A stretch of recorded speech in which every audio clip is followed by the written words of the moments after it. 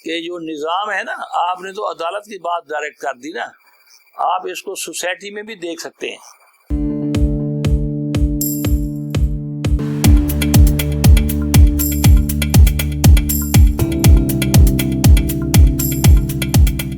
کروائی تو اب ہم کیا کریں؟ اس کو ہم عرف عام میں کہتے ہیں لنگڑے دعوے۔ بھئی کیوں نہیں کروائی تھی رجسٹری؟ وجہ کیا تھا؟ تو کیا مت آ رہی تھی، سیلاب آ رہا تھا، جنگ لگی ہوئی تھی، اب کہاں جلدی میں تھے، وجوہات کیا تھی؟ تو بہرحال یہ ساری چیزیں پھر ایویڈنس میں جو ہے وہ کرسٹل کلیئر ہونی چاہیے، اس کی بنیاد پر آپ ون کر سکتے ہیں۔ نیکسٹ کوشچن ہے جناب،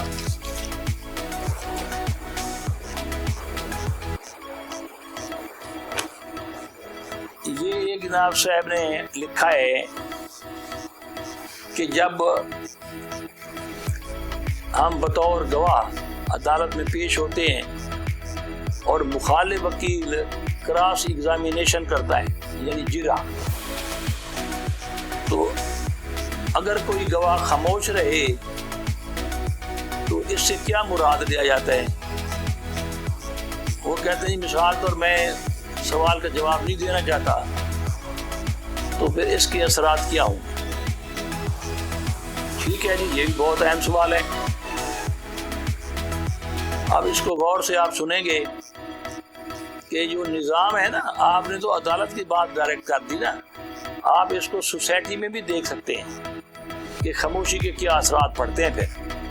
ہاں یہ درست ہے کہ کوئی کہے جی ہم بڑوں کے آگے نہیں بولتے، گھر میں کوئی بات ہو رہی ہو اس کا جواب دینا ضروری ہو اور بیٹا بیٹی یا بیوی وہ خاموش رہیں، تو اب ہم دیکھیں گے کہ قانون اس خاموشی کو کیا سمجھتا ہے اور اس سے کیا مراد لیا جاتا ہے۔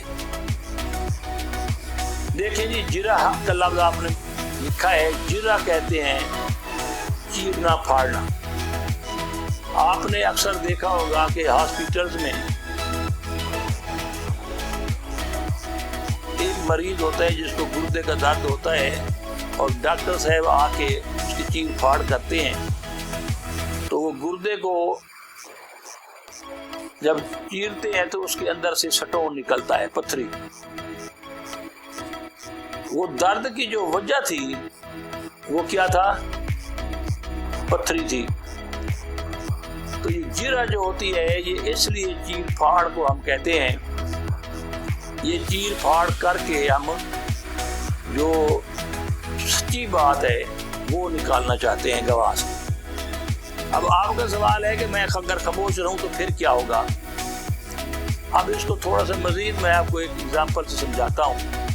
ہمارے یہاں ہماری بہن بیٹیوں کی شادی ہوتی ہے اور بحیثیت مشرقی لڑکی کے جب وہ نکاح کے وقت بیٹھی ہوتی ہے تو اس کو جا کے پوچھتے ہیں دولہے کی طرف سے وکلا یا دلہن کی طرف سے، دلہن سے پوچھتے ہیں کہ کیا آپ کو فلاں منظور ہے؟ 3 دفعہ پوچھا جاتا ہے اور وہ خاموش رہتی ہے۔ اب آپ کے سوال کا جواب آنے والا ہے، وہ بھی آپ غور سے سنیں گے کہ وہ جو خاموش 3 دفعہ رہتی ہے تو اس سے کیا مراد سمجھ آتا ہے؟ نیم رضا، وہ مان گئی۔ اگر اس نے نہ مانا ہوتا تو وہ انکار کر دیتی، کیونکہ اس نے ہاں یا نہ نہیں کی، خاموش رہی ہے تو اس کا مطلب بھی ہاں ہے۔ یہ بہت اہمیت کی بات ہے یہ۔ اسی طرح جو گواہ عدالت میں پیش ہوتا ہے اور وکیل صاحب اس سے سوال پوچھتے ہیں کہ جی آپ بتائیں، اگر کوئی لڑکی ہے اس سے پوچھا جاتا ہے کہ بیوی آپ یہ بتائیں کہ آپ کے خامد نے آپ کو 10 تولے یہ زیور دیا تھا، اور وہ خاموش ہے تو اس کا مطلب سمجھا جائے گا کہ ہاں دیا تھا۔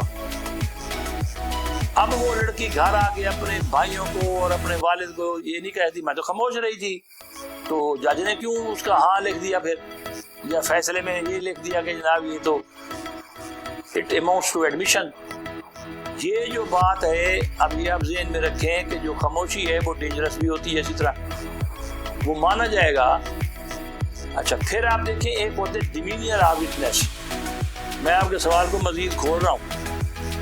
डिमीनियर ऑफ विटनेस जो होती है, ये अजीब बात है कि कभी गवाह कुछ कहे, कभी कुछ कहे, कभी कुछ कहे। या अब जो लैंग्वेज फिनोमिनन होता है ये इतना डेंजरस है, किसी की इंटेंशन कुछ होती है और उसकी कम्युनिकेशन कुछ होती है।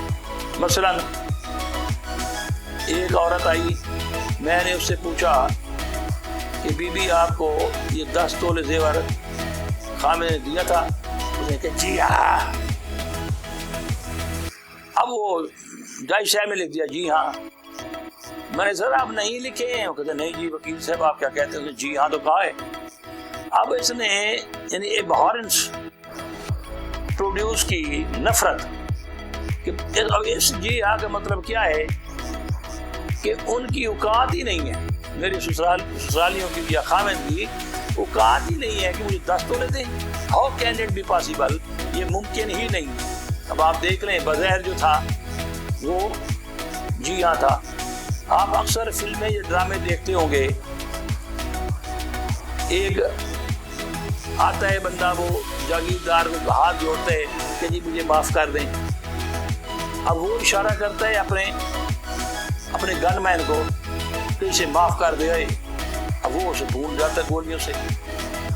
तो कभी ये कम्युनिकेशन सिस्टम, कभी जेस्चर, फेशियल एक्सप्रेशन, माइमिंग, उससे भी कन्वे हो रही होती बात। आपने सिर्फ खामोशी की बात की है ना, तो ये वाली चीज़ें जो होती, मसलन अब देखिए थोड़ा सा और आगे आए, जो काला रंग है, अब अरब कंट्रीज में हशमत, जाहो जलाल, इज्जत, अजमत की ये निशानी है। अब खाना काबा का रंग देखें आप, कपड़े का गिलाफ काला है, जबकि इंडिया में और यूरोपन कंट्रीज में यही काला रंग जो है वो लिया जाता है दुख, परेशानियां। जिसने काला कपड़ा पहन लिया वो एडमिटेड होता है कि इसका या तो कोई मर गया है या इसको कोई ऐसा गम पहुंचे है।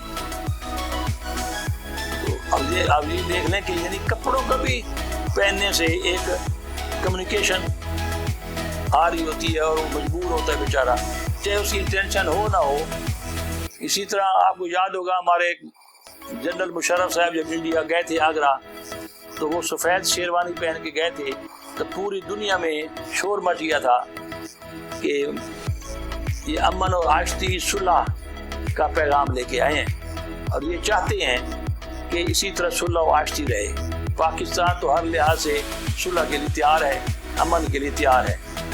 तो ये इंसानी मजबूरी होती है। आप कहें नहीं जी उसने तो वो बोला ही कुछ नहीं है, तो ये क्यों प्रिज्यूम कर लिया जाता है, सपोज कर लिया जाता है कि जनाब वो उसने मान लिया है।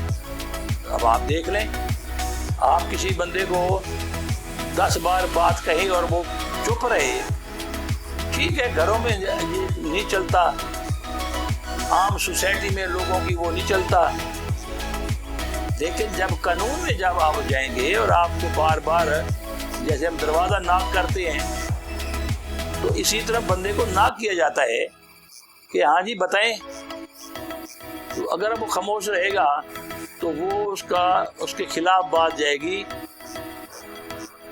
इट अमाउंट्स टू एडमिशन, और उसके बात खिलाफ चली जाएगी। उम्मीद है आपको मेरा जवाब समझ आ गई होगी। नेक्स्ट जनाब सवाल है,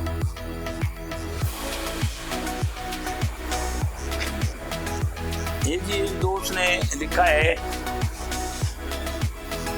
कि मैंने कर्जा लिया था, मैंने कर्जा दिया था,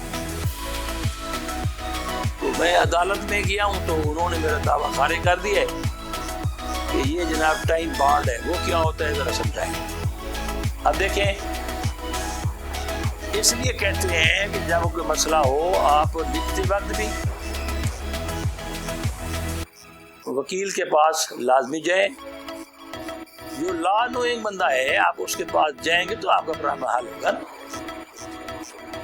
अब देखें, आपने किसी को कर्जा दिया, आपने ये भी लिखा है कि मैंने स्टैम्प पेपर पर दस्तखत वगैरह लिए, लोन दिया। اب آپ کہتے ہیں میرے دعویٰ انہوں نے خارج کر دیا ہے کہ یہ ٹائم بارڈ ہے. اب دیکھیں ایک لمیٹیشن ایکٹ موجود ہے, پوری ایک کتاب ہے, اس میں لکھا ہوا ہے کہ فلاں چیز کے اتنے سال, فلاں کے اتنے, فلاں کے اتنے, فلاں کے اتنے, اس کے اندر آپ دعویٰ دائر کر سکتے ہیں, ورنہ آپ دعویٰ بھی نہیں کر سکتے. اب میں آپ کو مثالیں دیتا ہوں. آپ نے کسی کو بھی 1 کروڑ روپیہ دیا قرضہ,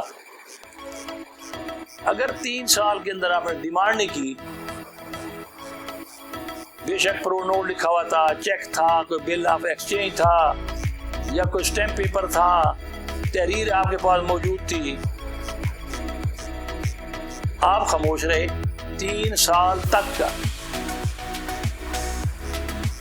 اب اس لیے جب تحریر لکھی جا رہی تھی تو آپ کا فرض تھا کہ آپ کونسل انگیج کرتے, اس کی فیس دیتے. یہ پتہ ہوتا کیا ہے, یہ جو ہمارے ایلیٹس کلاس ہے نا, ایجوکیٹڈ, وہ غلطیاں کرتے ہیں. یہ خود ہی بن جاتے ہیں وکیل اور خود ہی تحریریں کر دیتے ہیں, پھر پتہ چلتا ہے کہ ہار گئے ہیں. اچھا جی, تو یہ اب آپ نے کیونکہ وکیل یہ انگیج نہیں کیا, اب آپ خوش بیٹھے تھے کہ میں نے بڑی تحریریں کروا لی ہیں, تو اب آپ کا دعویٰ خارج کر دیا ہے جج صاحب نے, پہلی پیشی پر اڑا دیا ہے کہ آپ کا دعویٰ نہیں چل سکتا. بالکل انہوں نے ٹھیک کہا, جج بھی ایک پبلک سرونٹ ہے, پارلیمنٹ کا بنا ہوا قانون ہوتا ہے, عدالتیں پابند ہیں, جو لکھا ہوا ہے وہ اس کے مطابق چلیں گی. ٹائم بارڈ کا مطلب ہوتا ہے زائد المیعاد, کوئی چیز جس کی میعاد ختم ہو گئی ہے. تو یہ بات جو ہے اگر آپ ذہن میں رکھیں گے, ورنہ اس طرح آپ کو اور نقصان بھی ہو سکتے ہیں. ہاں, اگر 3 سال گزرنے سے پہلے سیکشن 19 ہے, دفعہ 19 قانون جو ہے ہمارا لمیٹیشن ایکٹ, اس کے تحت آپ اس سے جا کے لکھوا لیتے کہ جناب میرے پاس نہیں ہے, مجھے اور مہلت دی جائے, یا آپ اس سے پہلے کوئی نوٹس بھیج دیتے, اپنی ڈیمانڈ کریٹ کر دیتے کہ جناب آپ کب دے رہے ہیں پیسے, یہ میں آپ کو یہ اپنی ڈیمانڈ دے رہا ہوں, آپ نے ایک پرو نوٹ یا چیک یا اسٹیمپ پیپر پر لکھ کر دیا تھا, یہ لون آپ نے 1 کروڑ روپیہ لیا ہوا تھا, تو اب آپ بتائیں کب دے رہے ہیں. اگر کیونکہ یہ ہوتا ہے کہ law comes to vigilant not to sleepy, جاگ دے دی کٹیاں تے سوتیاں دے کٹے, پنجابی میں جو مثال ہے یہ law comes to vigilant not to sleepy کا ترجمہ ہے.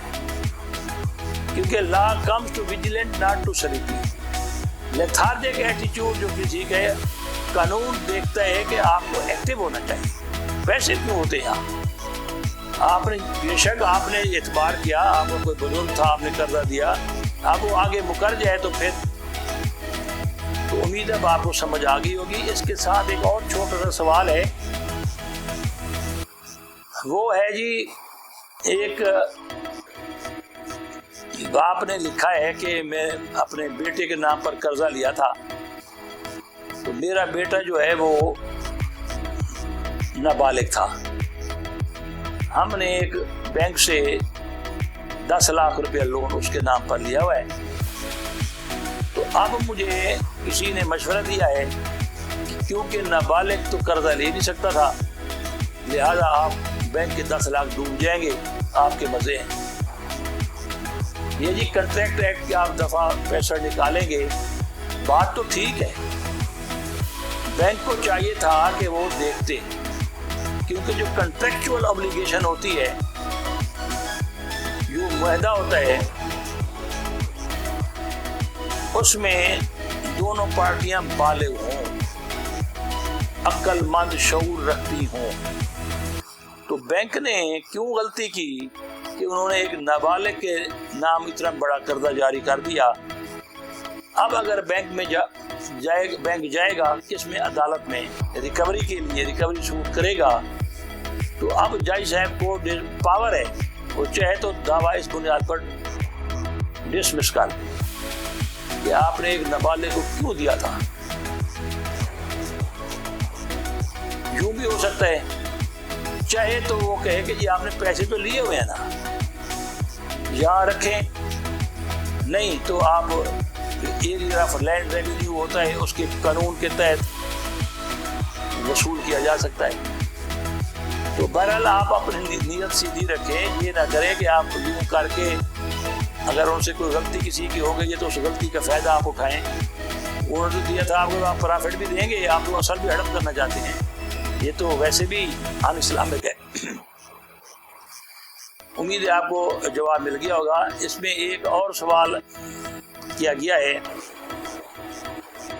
ایک بھائی صاحب نے پوچھا ہے کہ جناب میں نے بینک میں رقم رکھوائی تھی، کرنٹ اکاؤنٹ، اب میں گیا ہوں تو تقریباً رقم ہی ختم ہوئی پڑی میری، اور وہ کہتا ہے جی انسیڈنٹل چارجز ہم نے کاٹ لیے ہیں۔ ہم تو یہ سنا ہوا تھا کہ بینک میں جاؤ تو جناب جتنی رقم پڑی ہوئی ہو تو اس پر پرافٹ لگتا ہے، ہم تو پرافٹ لینے گئے تھے۔ دیکھیں جی بات یہ ہے کہ یہی عذاب ہے کہ جب ہم دینی بات کرتے ہیں یا دنیاوی کرتے ہیں یا نماز پڑھتے ہیں یا قرآن پڑھتے ہیں، ہمیں مینے آتے ہی نہیں۔ ہمارے یہاں نماز پڑھی جا رہی ہے، ہماری تعلیم ہوتی ہے جی ڈبل ایم اے، سامع اللہ لمن حمدہ، کیا مطلب ہے کوئی پتہ نہیں۔ اسی طرح ہمارا جو رویہ سوسائٹی میں یہ ہے، آپ بینک میں جب گئے ہوں گے تو وہ لکھا کھڑا ہوگا کہ یونائٹڈ بینک لمیٹڈ، اب اس کا کیا مطلب ہے؟ اگر آپ اس کا مطلب جان لیتے تو پھر آپ کو اس کی سمجھ آ جاتی۔ آپ نے کرنٹ اکاؤنٹ کھولا، ان کا ایک ہوتا ہے آرٹیکل آف ایسوسیشن اور میمورنڈم آف ایسوسیشن، اس میں لکھا ہوتا ہے۔ اب آپ کا کرنٹ اکاؤنٹ تھا تو کرنٹ اکاؤنٹ کیا مراد ہے؟ آپ جب چاہیں جس وقت چاہیں اماؤنٹ نکلوا لیں، وہ پابند ہوتا ہے بینک۔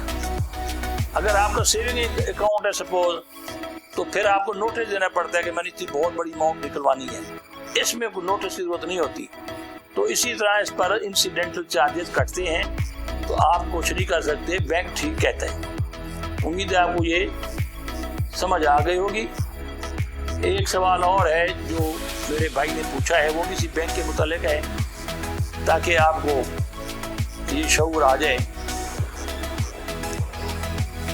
وہ ہے جناب کہ یہ کہتے ہیں کہ ہم نے لاکر میں کچھ جیولری رکھی تھی اور کچھ اور چیزیں، تو بینک میں ڈاکہ پڑا، تو اب وہ کہتے ہیں جی ہمیں بھی نقصان ہوا ہے، تو لاکر کی ایک چابی آس پاس بھی تھی، تو ہم نہیں کر سکتے۔ اب آپ پھر دیکھیں وہی بات آ گئی، UBL لمیٹڈ المحدود، کیا مطلب؟ Limited by share, limited by guarantee, ایک ان لمیٹڈ کمپنی بھی ہوتی ہے۔ اب دیکھیں جو لائبلٹی ہوتی ہے وہ لمیٹڈ ہے، تو آپ حیران ہوں گے کہ آپ کو وہ لاکر میں رکھی ہوئی چیزیں نہیں مل سکتی۔ شیئر ہیں، گارنٹی ہے، وہ ان کی لمیٹڈ تھی، انہوں نے بہت بڑا بورڈ لگایا تھا لمیٹڈ۔ اب آپ لمیٹڈ کا مطلب ہی آپ کو نہ آئے اور نہ آپ سمجھیں، نہ ان کے آپ آرٹیکل آف ایسوسیشن پڑھیں، نہ میمورنڈم آف ایسوسیشن پڑھیں، تو پھر آپ جا کے کلیم بھی کریں۔ اس طرح نہیں ہے۔ جب آپ کوئی چیز کوئی کام کرتے ہیں، you will have to remain with your eye open، آنکھیں کھلی رکھیں گے تو ٹھیک، ورنہ ان پڑھ بھی زندگی گزار رہے ہیں۔ تو ہم پڑھے لکھے ہو کر بھی اگر ان پڑھ والے کام کریں تو پھر بعد میں روتے رہیں۔ تو یہ جو صورتحال ہے جی، ان کی ہر ادارے کی مجبوری ہے کہ وہ اپنی چیزیں لکھ کر بہر کرے، اور آپ اس کو مطلب نہ جانیں، نہ جاننے کی کوشش کریں، پھر جب کوئی مس ہیپ ہو تو پھر اب عدالت پہنچ جائیں۔ عدالت کی پریزمپشن یہ ہے، مثلا جاپان کا جو قانون بنتا ہے نا، چائنا میں، جاپان میں، وہ یہی کہتے ہیں کہ قانون بن گیا، اب یہ پریزمپشن ہے کہ each and every person of the country knows it very well, کہ تمام جانتے ہیں۔ اس لیے پھر کہتے ہیں ignorance of law is no excuse, کوئی ایکسکیوز مجھے پتہ نہیں تھا قانون کا، کیوں نہیں تھا؟ آپ کو دوائیوں کا پتہ ہی نہیں ہوتا، ڈاکٹر کے پاس جاتے ہیں، بس میں جاتا ہوں مجھے پتہ ہی نہیں ہوتا، یہ نیلی گولی پیلی گولی کر کے میں کھا لیتا ہوں، لیکن جاتا تو ڈاکٹر کے پاس ہوں نا۔ تو اب یہ دیکھیں، آپ اپنی آنکھیں کھول کر اس نظام کو سمجھیں گے، جو بھی مطلب یہ ضروری نہیں ہے کہ ہم دنیا کا ہر شعبہ جناب چاٹ لیں، ہمیں ازبر ہو جائے، نہیں۔ اگر آپ گھر میں رہتے ہیں تو اس سے متعلقہ مثال تو واپڈا کے یوٹیلٹی بل ہیں، گیس کے بل ہیں، پانی کے ہیں، اس کے مسائل ہیں، پراپرٹی ٹیکسز ہیں وغیرہ وغیرہ، یہ آپ کو ازبر پتہ ہونا چاہیے۔ اگر آپ کہیں کہ نہیں جی میں اپنے کوٹھی میں بھی رہوں اور مجھے اس کے متعلق قانون کا پتہ نہ ہو، پراپرٹی ٹیکس آ جائے میں بھرتا ہی نہیں، پھر کہیں آپ مجھے پتہ ہی نہیں تھا، نہیں، یہ چیزیں پریزمپشن ہے اور آپ باؤنڈ ہیں کہ جانیں۔ اگر آپ نہیں جانیں گے تو پھر جیسے ان پڑھوں کے ساتھ وہ ٹریٹمنٹ ہوتا ہے، آپ کا اس طرح ہوگا۔ امید ہے کہ آپ کو میرا یہ جواب سمجھ آ گئی ہو۔ شکریہ جناب۔